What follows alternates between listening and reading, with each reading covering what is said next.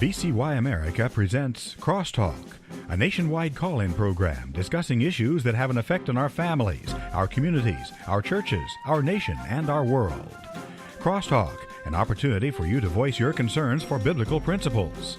And now live by satellite and around the world on the internet at vcyamerica.org. Here is today's Crosstalk.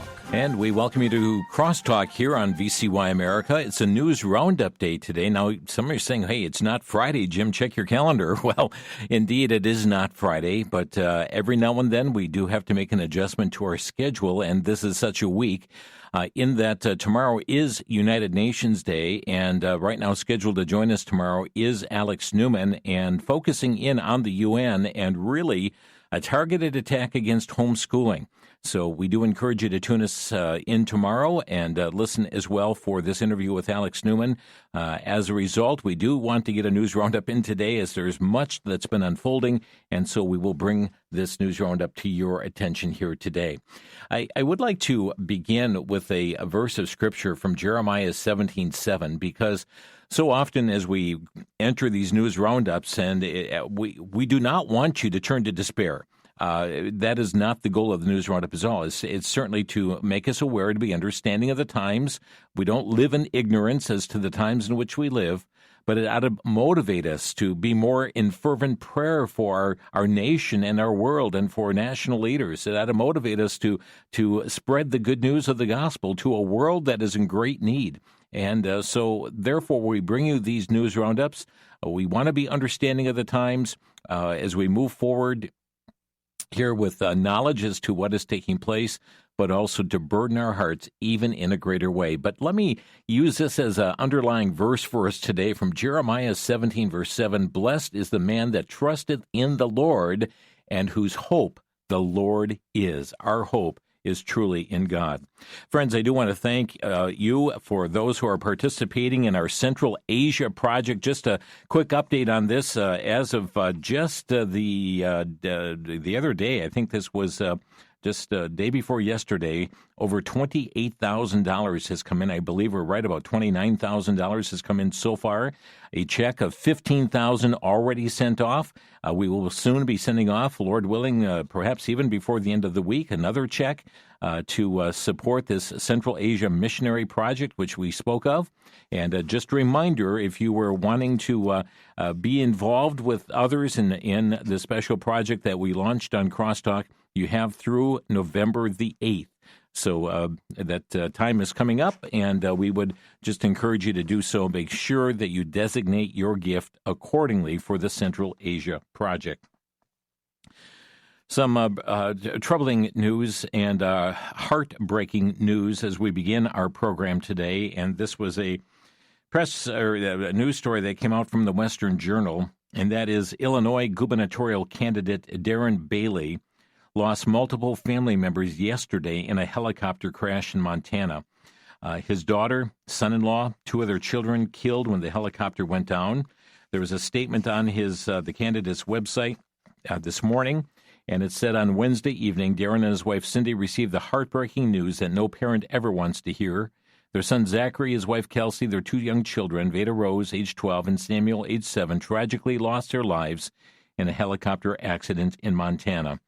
They mentioned their other grandson, age 10, Finn, was not on the helicopter, is safe, but his campaign added, Darren and Cindy are heartbroken by this unimaginable loss.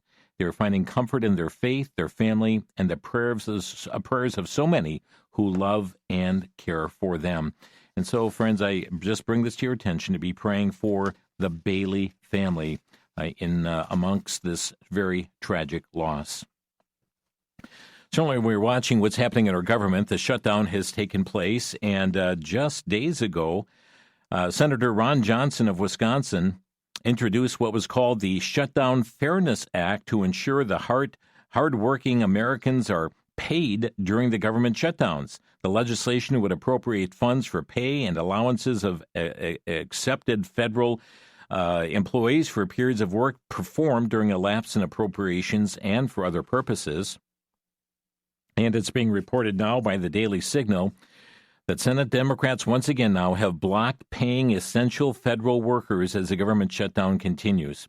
The vote today, this is Senator Ron Johnson's bill, again, to pay essential federal workers, including active duty members of the military. Well, it failed to clear the Senate's 60-vote threshold to become law. The vote was 54 to 45. Virtually every Democrat voting in opposition to this. Senator John Fetterman is one who crossed party lines to vote in favor of this, and he posted on social media. He said, "Shut our government down and America loses. 2 million Pennsylvanians depend on SNAP to feed their families. For me, it's hungry Americans over party. Paying our military over party. Paying Capitol Police and federal workers over party. I choose country over party." That's a statement being made by Senator John Fetterman of Pennsylvania. From Just the News, Senate Democrats voted Wednesday for the 12th time to block the House-passed version. Again, this is a clean resolution just to keep the government funded as it has been while the appropriations bills get worked out. The vote, this failed vote again to open the government, falling on the hands of Democrats. And even Democratic Senator Jeff Merkley, nearly 23 hours long, he filibustered on the House floor, speaking in protest of Donald Trump's second term in office. But friends, it was an election. He won the popular vote. He won the electoral vote as well. And here he is making this long speech and keeping the government shut down because he's protesting what the American people decided this past November. NewsNationNow.com reporting that in the midst of the shutdown, the U.S. government's gross national debt, even as climbing, has surpassed $38 trillion. This is a record number that highlights the accelerating accumulation of debt on America's balance sheet. There are so many that want to bring this the annual deficits down and get us to a balanced budget. Right now, that's totally impossible to reduce that spending. And we understand President Trump taking some decisive cuts in personnel and programs. From the Daily Signal, Republican senators were relieved when President Trump urged them to remain steadfast in refusing to negotiate until they vote to reopen the government. This is Senator Steve Danis. He said that the president encouraged us to remain steadfast. We cheered when he said that. We just need the Democrats to come to their senses and realize that they've got to start paying the troops, the FAA controllers, the TSA agents, and others who depend on the federal government. And when asked if President Trump indicated that Republicans would need to cave to Democrats' demands to pass the continuing resolution, he said, "You don't negotiate with those that take the government hostage."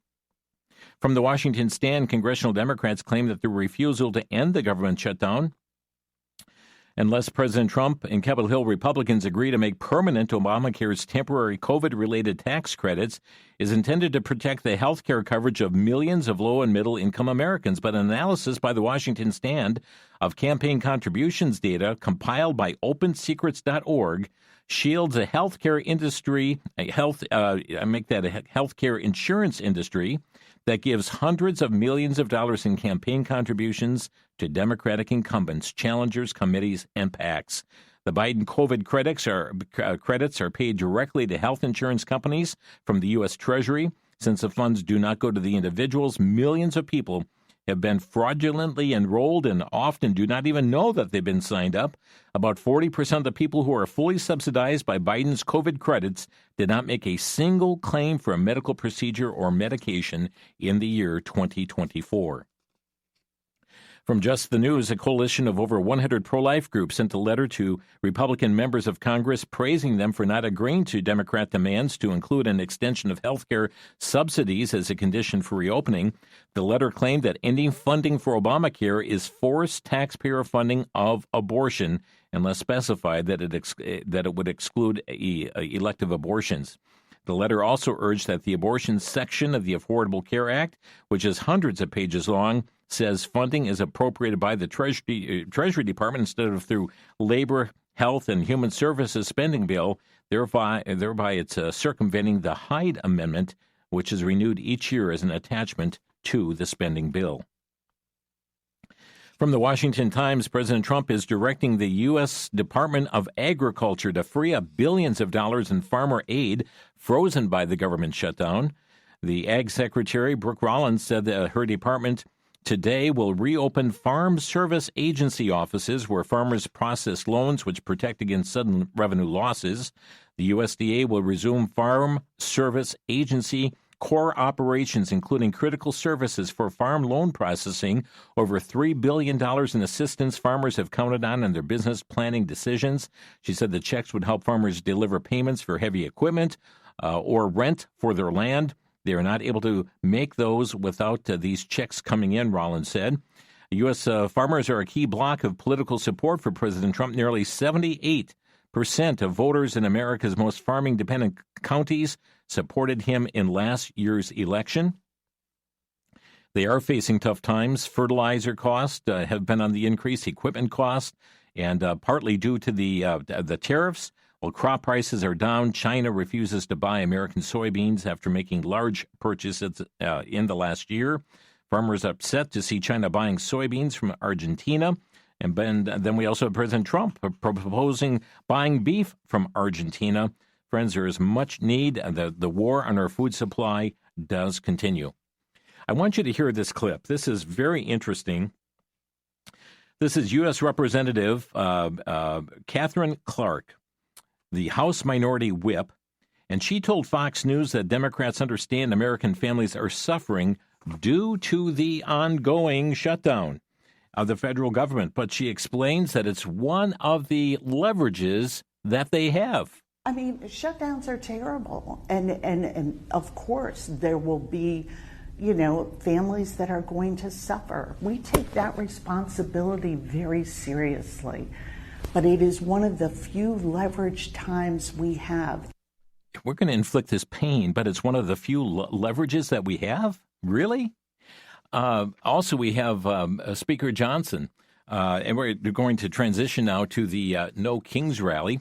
And some of the things that he had to say, he dismissed this as a stunt during a Sunday appearance on This Week, saying they're taking place prove that President Donald Trump was not a king. Here's Speaker Johnson. I'm joined now by the Speaker of the House, Mike Johnson, right here in the studio. Speaker Johnson, thank you for joining us. Glad to be with you. Thanks. So let's start with the No Kings rallies. You called these Hate America rallies. What do you mean by that? Well, that collection of folks that I listed were certainly part of it. We congratulate them on a apparently violent free speech exercise. I was a First Amendment lawyer for 20 years. We defend that right. But the irony of the message is pretty clear for everyone. If President Trump was a king, the government would be open right now. If President Trump was a king, they would not have been able to engage in that free speech exercise out on the mall, by the way, which was open because President Trump hasn't closed it. In the last shutdown, 2013 era, President Obama closed the National Mall. It closed all the national parks, didn't allow people to engage in all this. So, I mean, they needed a stunt. They needed a show. Chuck Schumer needs cover right now. He's closed the government down because he needs political cover, and this was a part of it. And friends, in the next segment, we're going to share some of the clips, interviews made with people in the No Kings rally crowds. And speaking of crowds, there's they're calling it the biggest fraud in American history. As the Geller Report reports that MSNBC falsely aired a video from 2017 claiming it was live coverage from the No Kings rally in Boston and wanting to portray this large turnout. Come to find out, they said there were many old, white, and retired individuals that were participating in this. We'll have more to share after the break. This is Crosstalk. Back to Genesis with Dr. John Morris, scientist with the Institute for Creation Research. Dr. Morris, what kind of life lives in the deep ocean? Chris, we're just now beginning to explore the deep ocean. Recently, a very exotic form of life was discovered around seafloor vents, where superheated water bubbles out from the interior of the Earth into the cold oceans. There's no light down there, but submarines have discovered much life around these vents. Evolutionists are quick to point out that this must be the kind of life that was the original life billions of years ago. But not so fast. Recent research projects have shown that these pods of life around the seafloor vents are not old in any sense. They may be only a few thousand years old, not billions as required by evolution. And they certainly didn't spring to life from non-living chemicals. If it's living, God created it, and He did so back in Genesis. Thanks, Dr. John. For more information, visit us on the web at icr.org. I'm Chris O'Brien. Thanks for tuning in.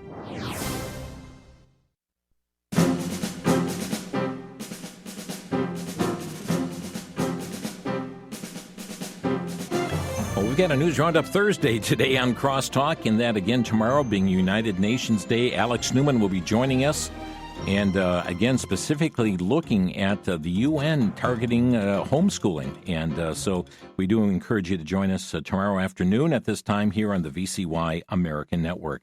Talking about the government shutdown that's going on, and then also the No Kings rallies taking place.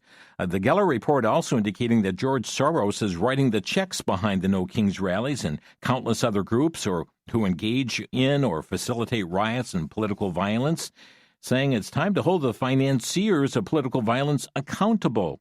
And there is something called the Stop Funders Act. Senator Ted Cruz has announced a bill that would ban foreign billionaires like George Soros from secretly financing activist rallies, including the recent No Kings rally. Under the proposal, this type of funding would be treated as a RICO crime.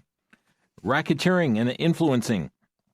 It's called the Funders Act. It stands for Financial Underwriting of Nefarious Demonstrations and Extremist Riots. It would amend our code, meaning that entities or individuals who fund or coordinate violent interstate riots could be prosecuted under RICO, enabling tools like conspiracy charges, asset forfeiture, enhanced penalties, joint liability, etc. The bill also aims to deter misuse of nonprofit status or hidden funding pipelines backing these violent protests, and then goes through to list a number of the No Kings financiers, like Warren Buffett and Ford, Rockefeller, Soros, Tides, and others. Christian Post reporting 2 pastors who lead churches in Texas' second largest city are condemning vandalism directed at their houses of worship that occurred as opponents of the Trump administration held protest. Pastor Ed Newton of Community Bible Church in San Antonio shared pictures of vandalism sustained by his church among the protests. And phrases like Jesus wants Trump gone and love thy neighbor spray painted onto the exterior walls of the church. No king but God spray painted on the sidewalk. Instagram posts on Sunday. Also, Pastor Bill Cornelius of Church Unlimited, Stone Oak, also described this as being so disappointed to see sidewalks in front of the church deface as well. Vandalism is not protesting, it's a crime, he insisted. Well, there are so many of these audio clips that are available of protesters, those who went out there to talk to those who are protesting. Folks, some of these people had no clue while they were there. So I'm guessing that only some were receiving a paycheck to be there. But this article here from Daily Caller, some of the No Kings protesters could not even name a reason while they were protesting against President Trump. One woman just went silent as she tried to come up with the main reason why she was out there and why she was protesting. Listen in here to this from the Daily Caller. No King's Day. And why specifically are you out supporting No King's Day? I think protest is important. Why are you protesting? How much time do you have? A couple minutes. And what's the main reason you're out here protesting President Trump? I don't agree with a lot of the decisions that are being made. Is there any decision in particular you disagree with? So I would start with, I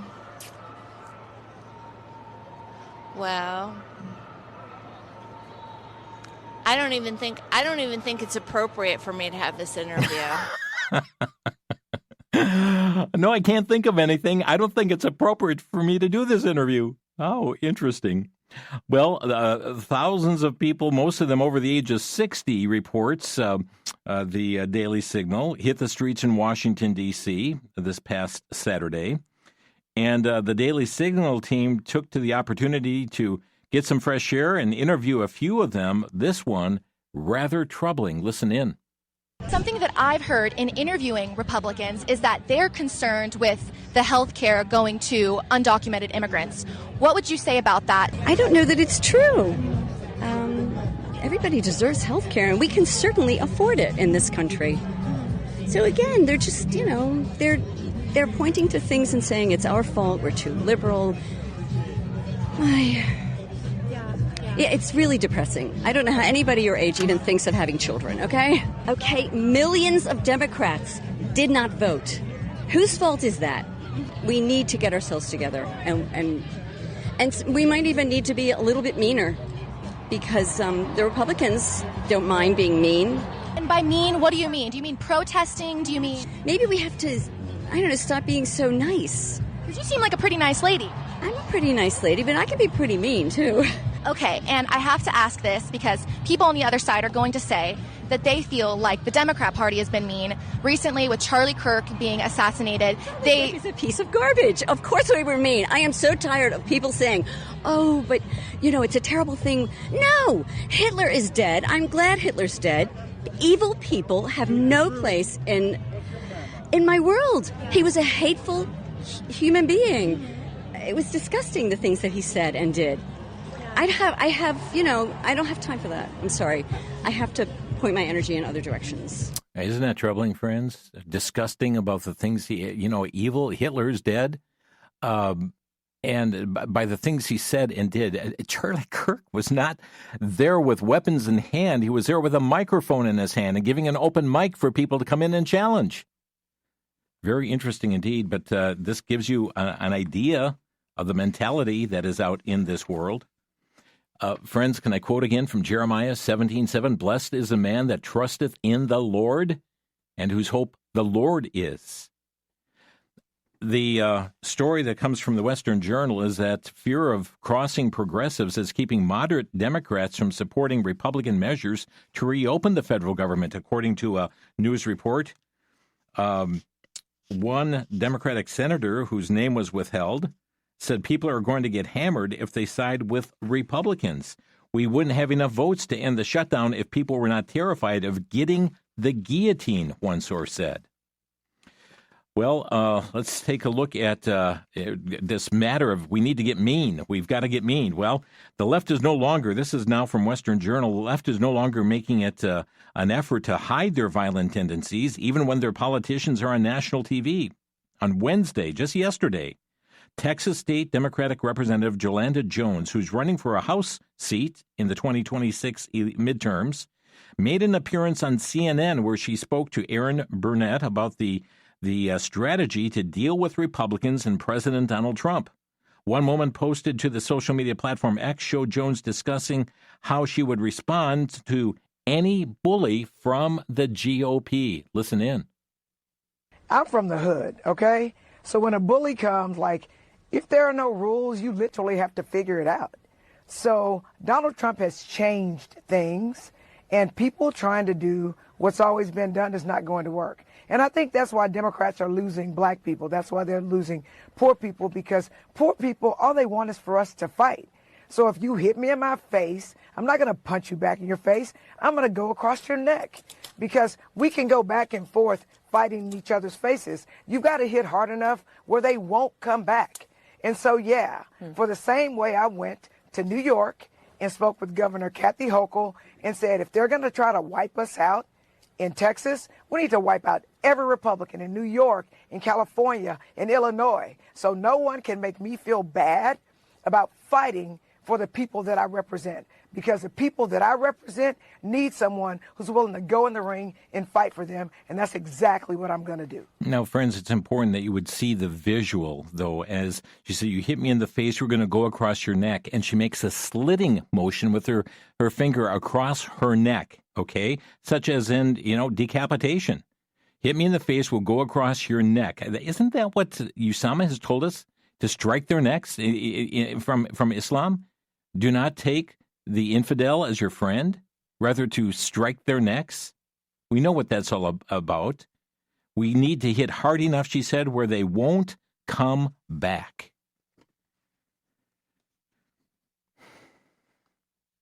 Blessed is a man that trusteth in the Lord, and whose hope the Lord is. Let's go on to another story here today from the Washington Times. Chinese government-linked entities are using the ChatGPT chatbot. Now, friends, we just talked about this yesterday. AI, artificial intelligence, well, they're using ChatGPT chatbot to promote and protect the autocratic communist system, according to a new report from OpenAI, which now owns ChatGPT. The report states that Beijing is making real progress in advancing a communist, ideologically infused artificial intelligence, and an unspecified number of ChatGPT accounts linked to see that the Chinese government were blocked from misusing the chatbot. Chinese authorities require all AI to promote core socialist values. That's a euphemism for communism. Have to promote core socialist values. A friend, sometimes people will say, oh, I checked and ChatGPT says this. Friends, you can't take it as gospel truth. WND.com is reporting Democratic New York City mayor frontrunner Zohran Mamdani appeared arm in arm last Friday with a Muslim cleric linked to the architects of the 93 World Trade Center bombing and other terror plots. Prosecutors had named Imam Siraj Wahaj, who previously called for an Islamic State in America, among dozens who would be alleged to be co-conspirators in a trial of several men convicted of playing a terrorism campaign, which included the 1993 World Trade Center attack. The attack killed 6 people, injured more than 1,000 others. Despite Wahaj's history, Mamdani visited his Brooklyn-based mosque and described Wahaj as a pillar of the community. The Center Square reporting that these 3 top candidates' New York City mayor's race clashed last night in a fiery second debate. Early voting set to get underway this weekend. Mamdani is representing the Democratic ticket. There's Andrew Cuomo, that's independent. And then the Republican Curtis Sliwa as well. Sliwa, and who is launched into blistering attacks last evening. Mamdani was grilled about his support for Jewish New Yorkers after a letter signed by 650 rabbis this week claimed that he is a threat to the city's Jewish community. Cuomo cited a letter and accused Mamdani of stoking the flames of hatred against Jews. Also, he was approached last night about his support of global jihad on Jewish people.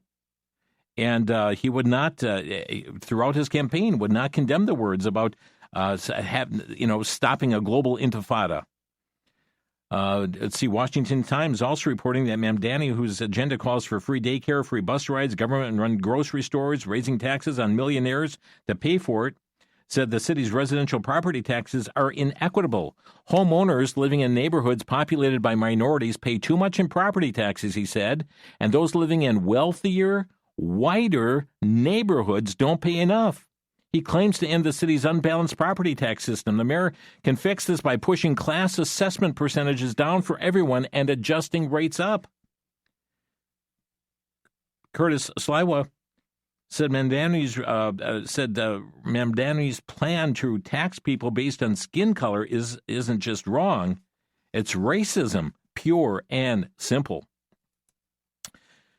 And then we also have these important races. Again, we remind those of you in places like New York City, and we know New Jersey has a critical governor's race, the state of Virginia, a critical governor and attorney general race, and other elections taking place. Pennsylvania also dealing with your Supreme Court justices in the state. And friends, we're less than 2 weeks away from this election, which is taking place on Tuesday, November 4th. I hope you're plugged in to what's happening in your state. We'll be back in just a minute. You're listening to Crosstalk on the VCY American Network.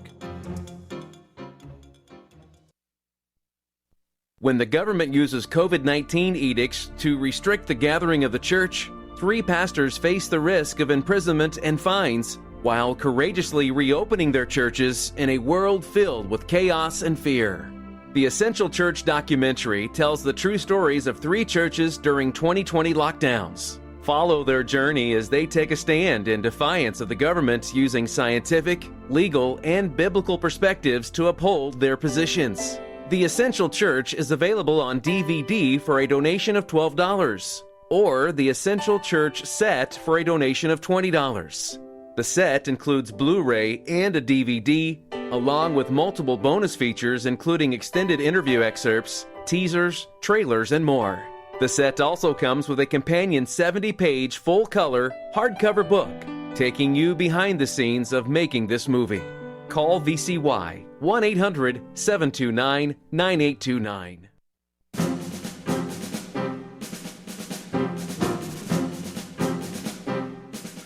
We're grateful to Sandy for putting so many of these stories together for us here today and preparing them for broadcast. Friends, it's a news roundup day here today due to the fact that tomorrow we will be having special guest Alex Newman with us for the Friday broadcast of Crosstalk. Remind you of the verse from Jeremiah 17:7, "Blessed is the man that trusteth in the Lord, and whose hope the Lord is." As we continue on with our news roundup for today, just another dealing with the election, dailysignal.com telling us that former President Barack Obama plans to sweep into Virginia to buttress the gubernatorial campaign of Abigail Spanbauer as polls show a tightening race there. She announced Tuesday morning that Obama would join her in Norfolk, Virginia for a rally on November 1st, just 3 days before the election.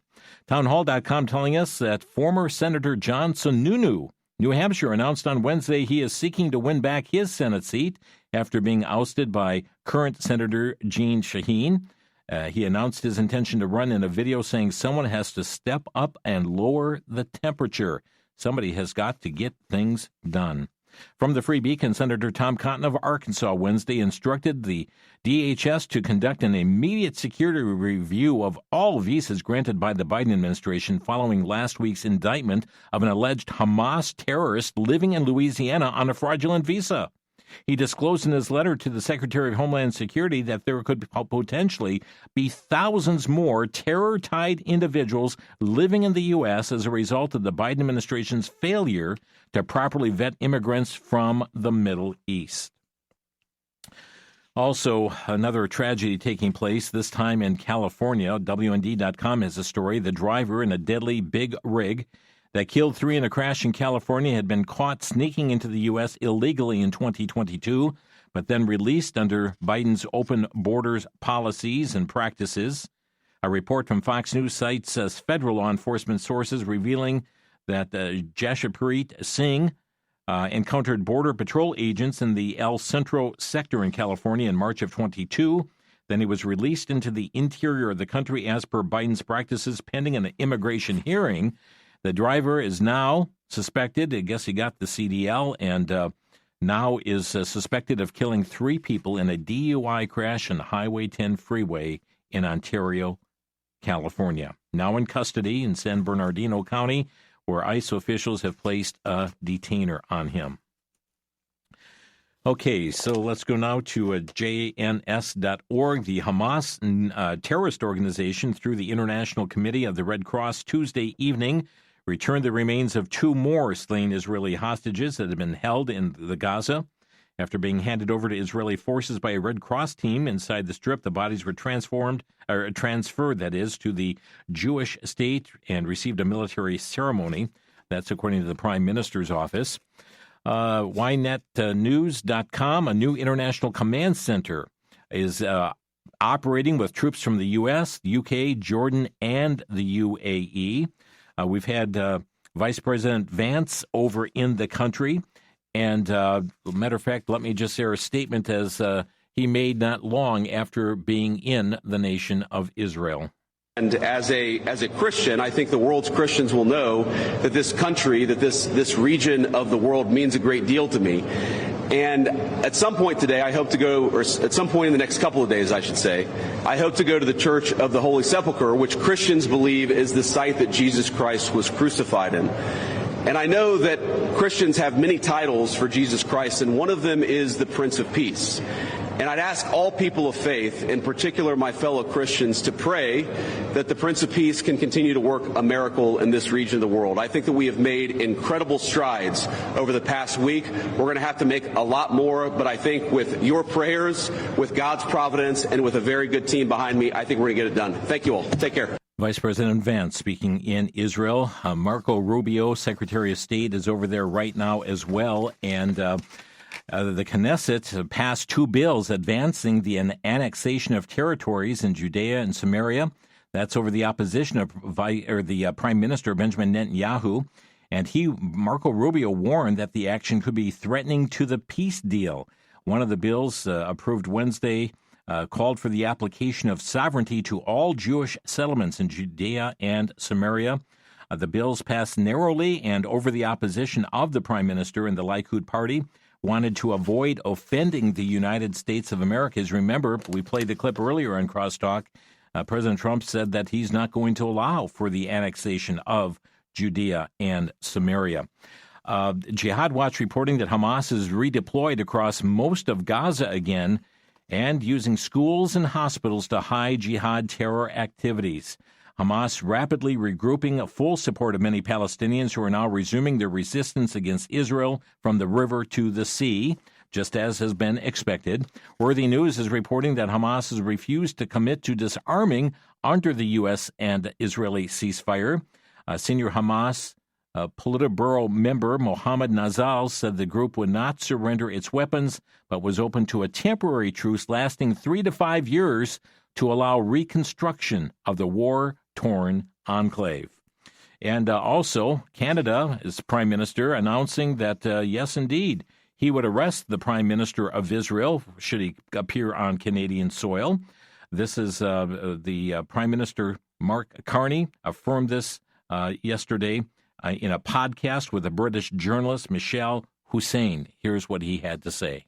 And you're going to have to keep up the pressure on the Israeli government. Justin Trudeau said that Canada would honor the International Criminal Court arrest warrants, i.e. Benjamin Netanyahu would be arrested if he came to Canada. Does that stand under your leadership? Yes. You'd be prepared to do that? Yes. The Prime Minister of Canada, and that would be Prime Minister Carney. Let's go now to worthynews.com. Iran's supreme leader, Ayatollah Ali Khamenei, on Monday dismissed U.S. President Donald Trump's claims that the American airstrikes had wiped out Iran's nuclear industry, telling the president to keep dreaming. He said, "What business does America have interfering in whether Iran has nuclear facilities or not? These interventions are illegitimate, wrong, and arrogant." And we understand President Trump's meeting with Vladimir Putin has been put on hold. Secretary of State Rubio spoke with the Russian Foreign Minister Sergei Lavrov on Monday ahead of this expected meeting in Budapest, Hungary, but that is no longer on the table.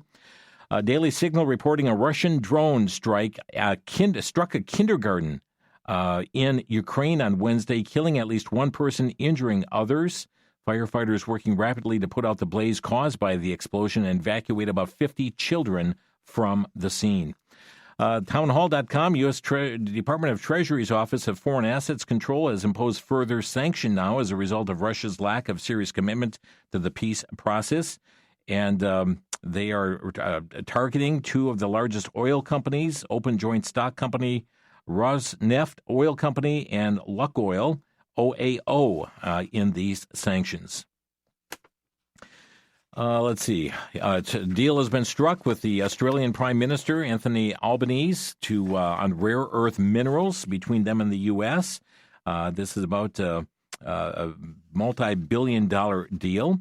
And also here from Fox News, the U.S. wants to fast-track outfitting Australia with nuclear subs under the trilateral agreement between the U.S., Australia, and the U.K., beef up Australia's submarine force aimed at countering Chinese influence in the Indo-Pacific. Let me hit a couple other stories here today. This is troubling from California, lifenews.com. California now allows doctors to prescribe abortion pills without revealing their names, thanks to a new law that Governor Newsom signed at the end of last month. The law protects doctors and pharmacists in California who send these deadly drugs through the mail to women in states where abortion is restricted. Under the policy, pharmacists can remove the patient's name, the physician's name, and pharmacy from the prescription label to make it more difficult for abortion pill traffickers to be identified. Washington Times, pro-life groups rejoice when Dr. Warren Hearn retired after 50 years of performing late-term abortions in Boulder. But that rejoicing has turned to sorrow, because there is a new entity, a new Colorado clinic now offering third trimester abortions for, quote, any reason you have. Christian Post reporting nearly 1 in 5 churchgoers have paid for, encouraged, or chosen to have an abortion themselves, according to a new report. Family Research Council, in conjunction with the Cultural Research Center at Arizona Christian University, released a survey examining the views of American churchgoers. Based on 1,003 responses, 19% of respondents answered in the affirmative when asked if they had paid for, encouraged, or chosen to have an abortion. LifeNews.com reporting Planned Parenthood's abortion empire continued its downward spiral as the abortion organization announced the closure of 7 centers in California. This now shutters across the country some 50 centers, highlights the mounting financial toll of federal defunding efforts championed by pro-life advocates. Planned Parenthood clearly relies on our tax dollars to prop up the abortion business. Let's only hope and pray that this one-year moratorium gets extended year after year after year. LiveAction.org reporting that Grok's companion chatbot is referring children to Planned Parenthood. Its chatbot called Good Rudy claims to be for children ages 4 to 7.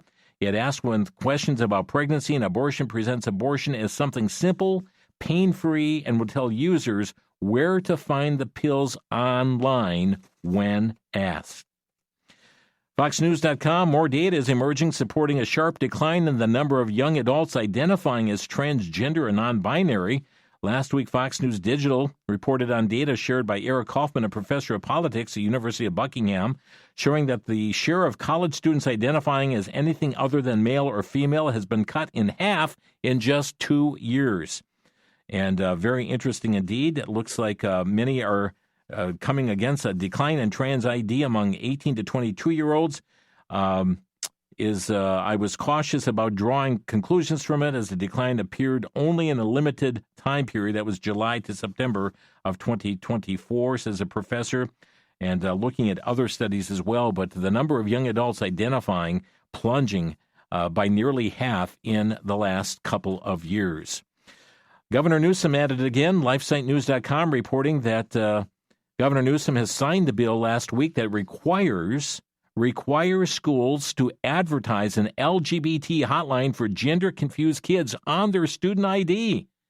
This was AB 727, signed into law earlier in October, requires all of the state's middle schools, high schools, and colleges to print the phone number for the Trevor Project, a radical LGBT organization, and this would be right on the student ID.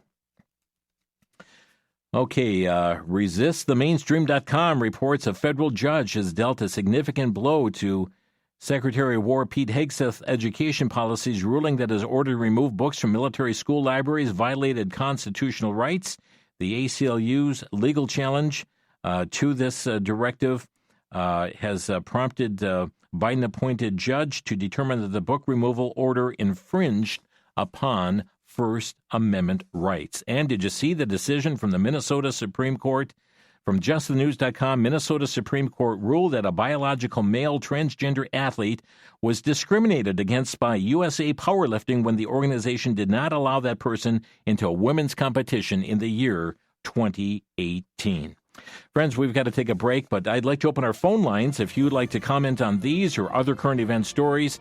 Our phone number to Crosstalk today, 800-733-9829. That's 800-733-9829. A news roundup Thursday today in anticipation of Alex Newman being with us tomorrow on the broadcast. Back in a minute here on Crosstalk. The number, 800-733-9829.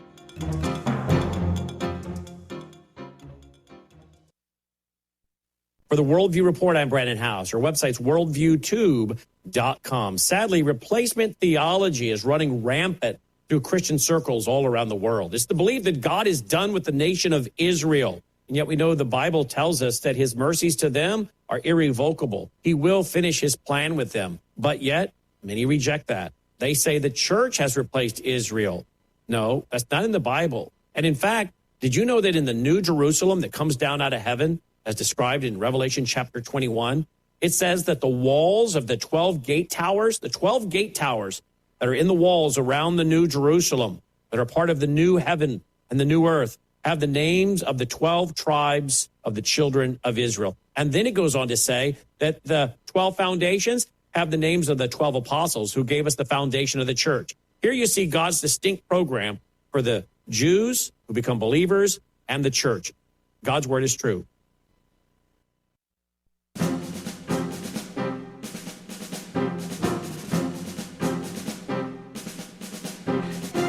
This whole matter of violence just creeping up and getting more intensified. And we heard the Democratic legislator, putting their finger across their throat like in a slitting motion.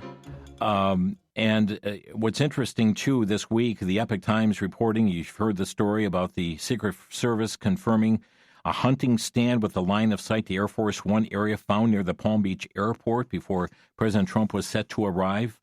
We also had the incident of a car ramming into the White House barricade. The suspect arrested. That was on Tuesday night of this week. And then we have President Gustavo Petro of Colombia closed out his lengthy Univision interview with what could be reasonably interpreted as a not-so-veiled threat against President Trump, challenged to negotiate with Trump. He said that humanity's solution was to get rid of him if he doesn't change. Well, let's take your phone calls today. Our number 800-733-9829. Our call-in number today, let's go to Greg in Bloomington, Illinois. Greg, you're on the air. Yeah, thank you, Brother Jim. Well, here we go again. Noticed the price of gas has gone down significantly. The price of eggs have gone down significantly. A lot of things have gone down. But the price of beef has gone up. And, of course, the left wing is blaming President Trump for that. Well, it seems to me like we're in the typical left-wing agenda here. The climate change that the left wing likes to claim is happening is they imagine this problem of climate change. It's really not a problem. Yeah. You create a silly fix to fix that non-problem, raise taxes and pretend that it will fix that imaginary problem, and now we have the fallout of the lack of beef production because those policies are preventing beef from being produced as much. Now they blame President Trump for the rising prices for that, and that's just typical left-wing agenda. Yeah, it is. So, thank all you. right, you have a good day.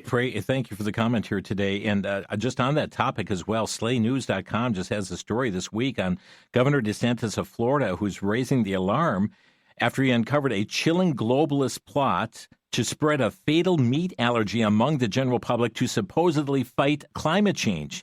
DeSantis has denounced what he calls a deranged global agenda to genetically engineer people to develop a red meat allergy.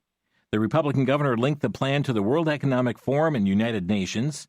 His comments came after resurfaced footage showed a New York University bioethicist proposing that humans could be intentionally engineered to become allergic to meat to reduce consumption and fight climate change. So what our caller was saying is true.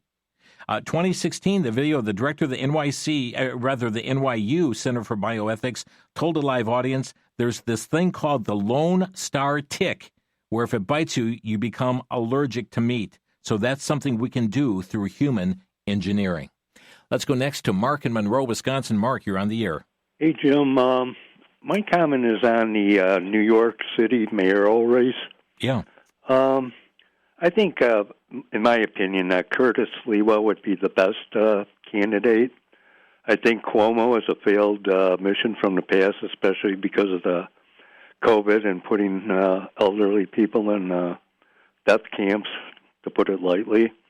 And getting to Mamdani, I think he's a springboard, if he were to be elected, to get Sharia into the system. And I think if he does, I think he'll form an interesting alliance with the UN that would boost both Islam and globalism into the system. And in order to push, I believe, the end game would be death to America and Israel at the same time for their demise. Well, he's another one that said he would arrest the prime minister of Israel if he would come into New York City. Also, there is no doubt. I mean, he's appearing with a co-conspirator of one involved in bringing down the troubling situations in New York City with the advancement of Islam and just standing shoulder to shoulder. He will not condemn calling for a global intifada. The cause of Islam would be greatly, in my opinion, advanced under his administration. Well, one more thing, Jim. Even if he were to be elected, I don't see. How is something like that? How would he honor holding his obligation to the Constitution? I mean, to me, that's just outright obvious that he's enemy to a domestic enemy to the U.S. Yeah, probably in the same way Ilhan Omar and Keith Ellison and numerous others. Yep. Thank you, Mark. Thank you. Jim in Milwaukee, you're on the air. Yes, I was. Since government shutdown, you can't call the comment line to leave a comment to the president. How do you get a hold of the president to leave a comment, especially to leave Israel do what they want with, annexing, the West Bank or whatever they want, But how do we get a hold of the president now to? I don't know that they've shut down the comment line, so I don't have an answer for that other than to be in touch with your own elected officials, your senator and congressmen, and use them as a channel to get a message through. Yeah, that's a good idea. We all got to be praying for the president to wake up on this. All right. Thank you very much, sir. Thank you, Jim. And our final call in Arkansas. Alice, you're on the air. Thank you so much for taking my call. I want to go on your opening that hope is what we need. But the Bible says that if we have confidence in God, if our heart does not condemn us, I can't help but think about, I'm old, just turned 80, Tuesday the 21st. And when I was in high school, we read about Jonathan Edwards in Sinners in the Hands of an Angry God. Oh, that people would fear God so they would get right with God and know his love and joy and peace in their heart. He is our only hope, Jesus Christ and his precious blood. Indeed. Thank you, Alice. And friends, we thank you for tuning in today. Again, just a little change in our schedule this week, a news roundup day here today. Lord willing, Alex Newman with us tomorrow. It is UN Day tomorrow, and certainly we'll be talking about the United Nations and their targeting of home education around the globe. And we were talking about Islam as well. Germany has been known for their Christmas markets in villages and towns. Several of them are closing it because of the Islam. Security costs are too high this year in order to keep their Christmas market open. Well, Jeremiah 17:7, blessed is the man that trusteth in the Lord, and whose hope the Lord is. Friends, our hope, our peace, our confidence is only in the Lord. Thanks for listening. You've been listening to Crosstalk via satellite and the internet from VCY America. Views expressed may or may not be those of this station. For a CD of today's program, send a donation of $6 or more to VCY Tape Ministry, 3434 West Kilbourne Avenue, Milwaukee, Wisconsin, 53208, or download by RSS or podcast from crosstalkamerica.com. And join us again for Crosstalk.